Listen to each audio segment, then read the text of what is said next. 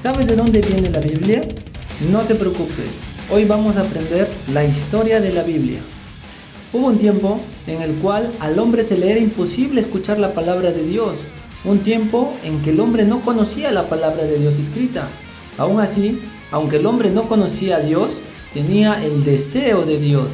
De manera que el hombre buscaba la trascendencia.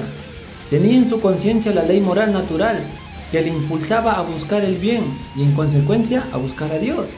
Por ello, llamaban Dios a todo lo que cumplía con ciertos requisitos en cuanto a una divinidad, requisitos que ellos entendían, y a todo lo que satisfacía sus necesidades, pero esto con su sola fuerza, es decir, sin la revelación de Dios, luego, sin estar abiertos a la gracia, aunque de forma misteriosa, impulsados por el Espíritu Santo. Por ende, con rectitud de intención, llegaban a identificar una divinidad. No obstante, sus conclusiones eran erradas o incompletas, y no llegaban a encontrarse con Dios. En un momento dado, Dios le habla a un hombre, se da a conocer. Este hombre fue Abraham, quien hasta entonces era politeísta. A este hombre, Abraham, Dios le habla y él le cree. Dios le promete una descendencia, y esa descendencia sería el pueblo elegido de Dios. Y así fue. Dios hizo de la descendencia de Abraham su pueblo. Pero Dios no hablaba directamente con su pueblo, sino que lo hacía con Abraham, luego con Isaac. Después de Isaac lo hizo con Jacob, a quien puso por nombre Israel. Desde entonces ya no habló. Es necesario entender que, aunque Dios habló, lo que habló no se puso por escrito, de manera que la palabra de Dios se transmitía de forma oral. Así, cuando Israel tuvo sus hijos, estos son José y sus hermanos, los cuales formaron las 12 tribus de Israel, y este pueblo se asentó en Egipto, las maravillas del Señor se contaban y se transmitían de manera oral, no escrita. El momento en que fue escrita por primera vez la palabra de Dios fue cuando se escribieron las tablas de la ley, es decir, los 10 mandamientos. A partir de entonces se fue colocando por escrito las maravillas del Señor, lo que hacía con su pueblo, cómo explicaban el origen del universo, cómo se revelaba, cómo alababan y adoraban a Dios, y todo esto inspirados y guiados por el mismísimo Espíritu Santo. No obstante, estos escritos, aunque inspirados, solo eran unos fragmentos. Así, la mayoría de ellos se le atribuyen a Moisés, otros a David, otros a Salomón, a Isaías, entre otros. Nunca fueron libros completos, y nunca se dio más relevancia a estos escritos que a la mismísima palabra de Dios hablada directamente a los profetas, de manera que predominaba una tradición oral sobre la palabra de Dios. Con esto pasaron las generaciones de Moisés, Josué, los jueces, los profetas, los reyes como Saúl, David, Salomón, Roboam y Jeroboam, con la tradición oral y fragmentos de escrituras que ya se consideraban sagradas. No fue sino que a propósito de los destierros, deportaciones, exilios, etc., que el pueblo empezó a ver hacia su historia con ojos de reflexión, y entre los sacerdotes, profetas, rabinos, escribas y demás piadosos encontraron con la gracia de Dios que en toda su historia Dios no solo se daba a conocer de forma progresiva, sino que también lo hacía a través de una pedagogía, con la cual habría mucho que redescubrir y reflexionar. Debido a esto, y bajo liderazgo de hombres de Dios como Esdras, fue que no solo reorganizaron las pocas escrituras que existían hasta entonces, sino que escribieron también la historia de su pueblo, es decir, la tradición oral, pero esta vez con una connotación divina. Fue por eso, y todo asistido por el Espíritu Santo, que se dio la primera organización de las Sagradas Escrituras. A esto lo llamaron Torá, lo que llamaríamos Pentateuco más adelante, y contenía 5 libros. Estos son Génesis, Éxodo, Número, Levítico y Deuteronomio. Para entonces también existían unos libros, o por lo menos gran parte de estos ya escritos, como profetas, entre ellos Isaías, Miqueas, Amós y Oseas, y otros narrativos, como Jueces, Samuel y Reyes. También escrituras de manera sapiensal, como algunos salmos. Estas escrituras se iban enseñando de generación en generación, sin descuidar la tradición oral. De hecho, la tradición oral validaba las sagradas escrituras. Al final, todo se complementaba para gloria de Dios, y esto en lengua hebrea principalmente y aramea. Fue hasta a partir del año 330 a.C. aproximadamente donde se edificó lo que se conoce como la Biblioteca de Alejandría, en Egipto, bajo la dinastía ptolemaica, que se tradujo la Torá al idioma griego. A esta traducción se le llamó la Septuaginta, lo que también se conoce como la versión de los 70. Esta traducción serviría también para la diáspora judía, que hasta entonces tenía asentamientos fuera de Jerusalén y que su lengua se movía más con el griego por motivos socioculturales de la época. Con el pasar de los años, fueron apareciendo más sagradas escrituras en el pueblo judío, es decir, en hebreo, y estos escritos se fueron traduciendo al griego y agregando a la Septuaginta, para bien de todos los judíos y para gloria de Dios. Llegó un tiempo en que el hebreo ya no se hablaba mucho, ni en Jerusalén, sino que el idioma predominante pasó a ser el griego. Hasta entonces ya habían 39 libros traducidos en la Septuaginta, del hebreo al griego, entre ellos Jeremías, Salmos, Malaquías, Nehemías, Crónicas, etc. Con esto, Dios seguía inspirando a los hagiógrafos, de manera que seguían apareciendo más sagradas escrituras.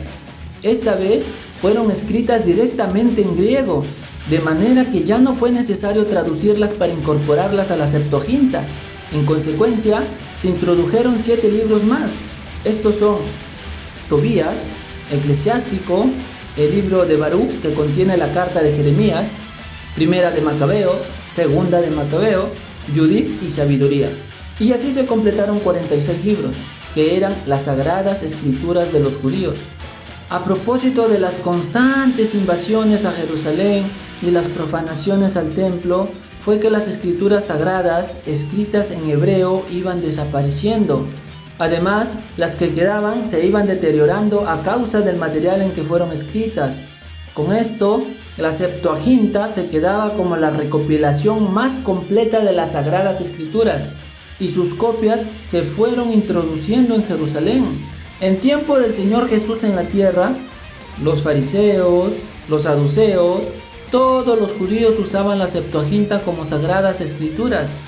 Así, cuando el mismo Jesús y los apóstoles citaban las escrituras, se referían a la Septuaginta y no a los escritos en hebreo. Además de esto, por los años 50 a 100 después de Cristo, el Espíritu Santo inspiraba a más hombres a poner por escrito la palabra de Dios.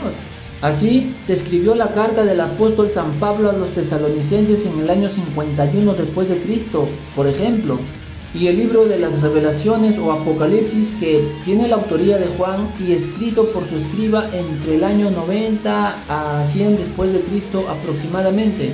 Es bueno recalcar que hasta entonces los judíos y los cristianos usaban la Septuaginta como palabra de Dios. No obstante, los judíos empezaron a tener un celo por la palabra y no estaban de acuerdo con los cristianos, que empezaron a ver a los nuevos escritos como palabra de Dios también. Así que se organizaron y a partir del concilio judío de Yamnia procuraron diferenciarse de los cristianos en cuanto a las sagradas escrituras y su interpretación, de manera que entre los siglos 2 y 3 después de Cristo terminaron la obra que habían pensado, que consistía en volver las sagradas escrituras al idioma original, el cual era considerado el más puro. Pero había un problema, que estos escritos ya no existían. Así que retradujeron de la misma Septuaginta, que estaba escrita en griego, al hebreo, que querían volver a imponer. Así nació lo que se llama la versión hebrea, o Biblia palestinense, o Biblia hebraica.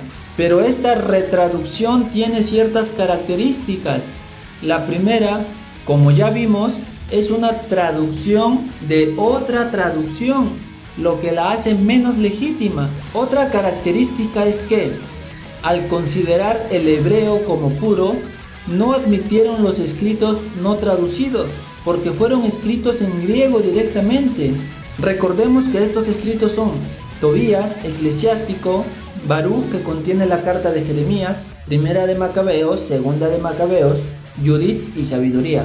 Y otra característica también de considerar es que al retraducir las palabras manipularon algunas de ellas con la intención de hacer apología a su doctrina.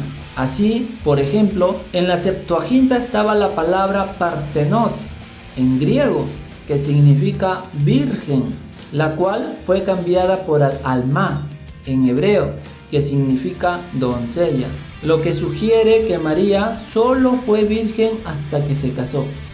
Con esto, a partir de los siglos II y III, los judíos ya no usaban la Septuaginta, empezaron a usar la versión hebrea. Por otro lado, los cristianos continuaron usando la Septuaginta por su historia, junto con los nuevos libros que fueron apareciendo. Entonces, empezó a surgir un nuevo problema para la iglesia cristiana. Los nuevos libros que fueron apareciendo se mezclaban con otros que, aunque muy piadosos, no tenían la inspiración plena del Espíritu Santo, por lo que no podían ser llamados palabra de Dios. De manera que en algunas diócesis eran aceptados unos libros y en otras diócesis eran aceptados otros libros.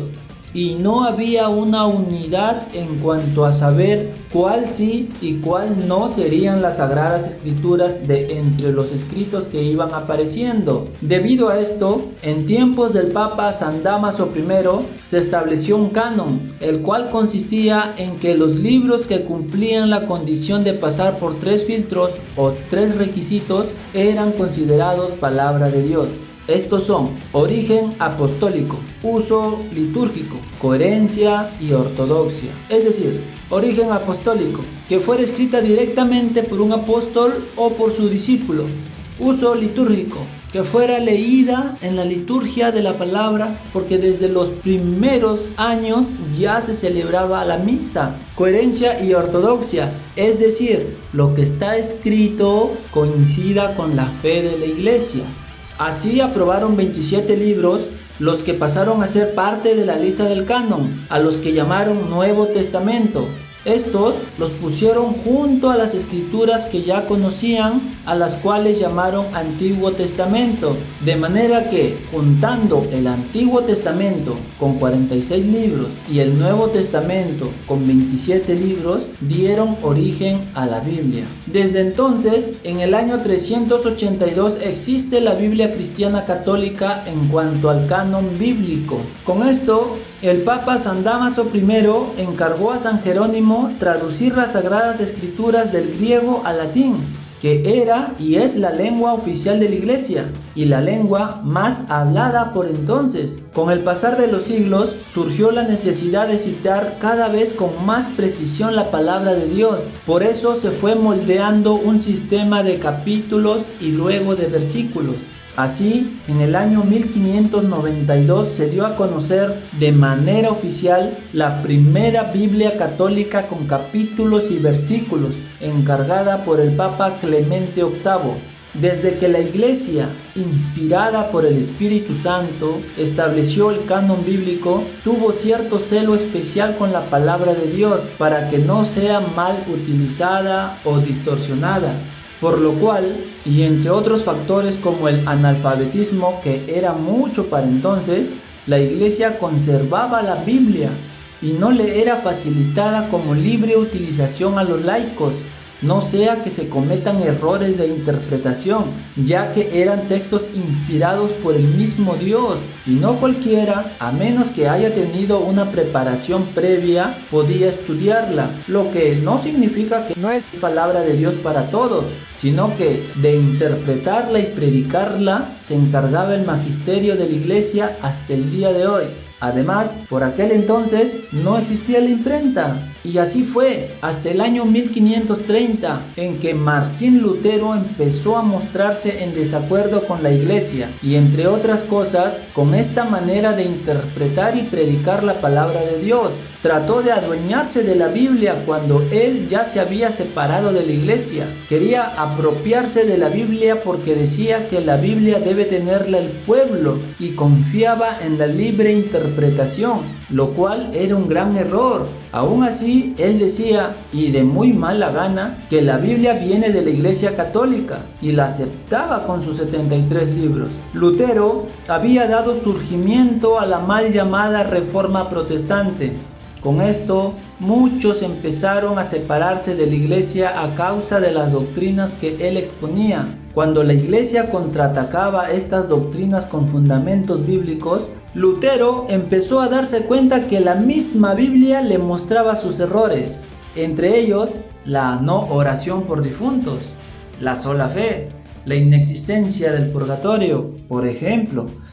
Así que, empeñado en defender su doctrina, empezó a coquetear con la versión hebraica, y aunque no eliminó los 7 libros rechazados por la versión hebraica, aún así los empezó a llamar libros de paja, es decir, sin valor, y desprestigió a otros como Santiago y la carta de San Pedro.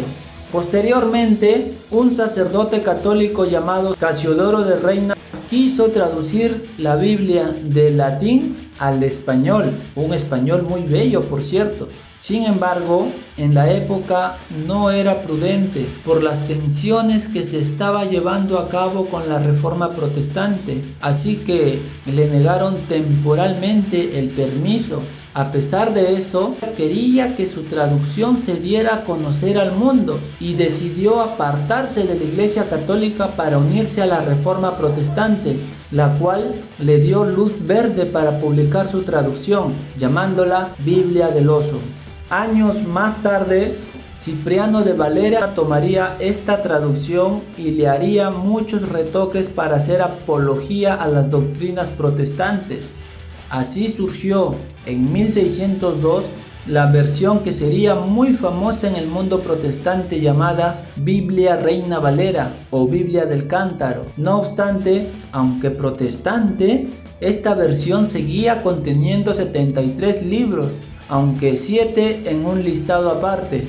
Otra característica es la manipulación de esta versión, la cual acogió palabras como doncella en vez de virgen, piedra en vez de roca. Cuando se refieren a las malas tradiciones, dejan la palabra tradición. Y cuando se refieren a las buenas tradiciones, cambian la palabra tradición por fe. Esto para hacer entender que la tradición es mala y la fe es buena.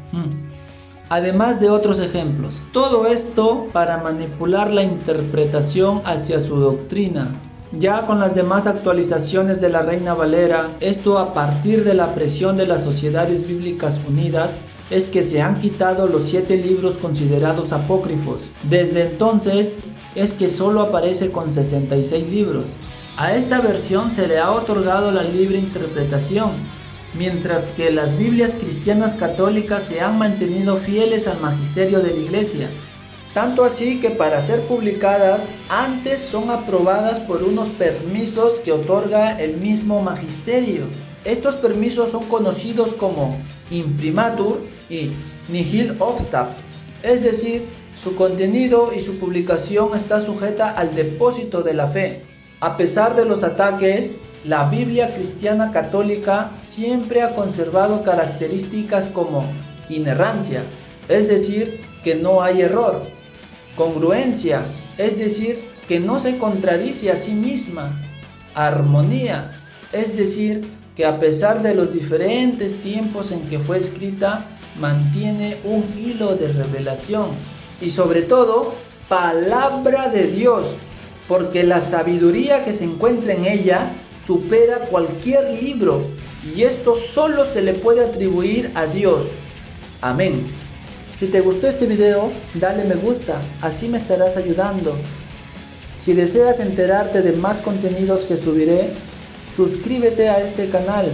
Y si conoces a alguien que le venga bien aprender sobre la historia de la Biblia, mándale este video que está hecho con palabras sencillas para los sencillos como nosotros. Muchas gracias. No olvides de compartir.